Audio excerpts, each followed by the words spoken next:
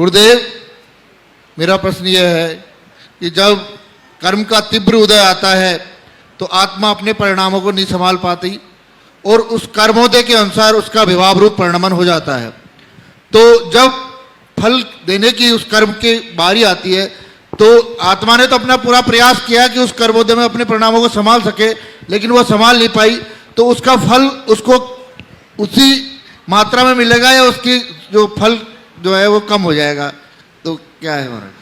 देखिए, मैं एक वाक्य कहता हूँ और इसे थोड़ा ध्यान से सुने। कर्म बांधते समय तो हम फिर भी परतंत्र हैं। मेरी बात को थोड़ा गहराई से सुनिएगा। कर्म बांधते समय तो हम फिर भी परतंत्र हैं, पर कर्म भोगते समय हम पूरी तरह स्वतंत्र हैं। महाराज, ये क्या बोल रहे हैं आप? मैं खोल रहा हूँ।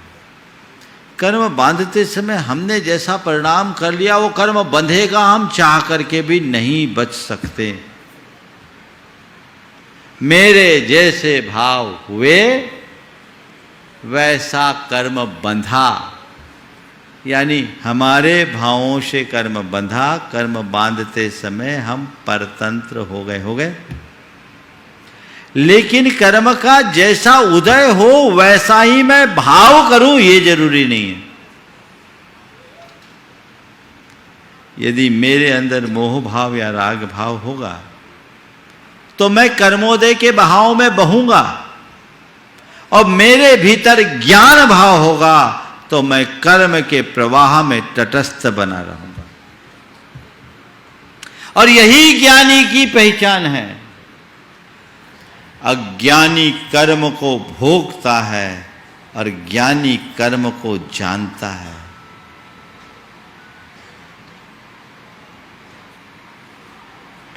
दब्बे उभुजिन्ते नीवा जादि सुहम च दुखम च तमसु दुख मुदिन्नम वेदयद निज्जरम जादि। आचार्य कुंद कुंद अध्यात्म की रहस्य को उद्घाटित करते हुए कहते हैं कि कर्म का भोग करते समय नियम से सुख और दुख होता है, लेकिन उस उदीरित सुख और दुख को ज्ञानी केवल जानता है और उसकी निर्जरा कर देता है, उसमें संलिप्त नहीं होता। तो एक लक्ष्य बनाइए, चाहे कैसी भी परिस्थिति की निर्मित क्यों ना हो, चाहे जैसी सिचुएशन क्यों ना हो, मुझे उससे प्रभावित नहीं होना है। अप्रभावित रहना है। कर्म की जड़ उखड़ जाएगी। अब प्रभावित होगे तो कर्म का बोझ लग जाएगा। बस यही रास्ता है। सारे ज्ञानियों ने बड़े बड़े उपसर्गों को सहा, किसके बदौलत? केवल कर्मोदय को जानकर। तो मैं पुनः अपने वाक्य को दोहरा रहा हूं। कर्म बांधने में तो कदाचित हम फिर भी परतंत्र हैं, पर कर्म को भोगने में हम स्वतंत्र हैं।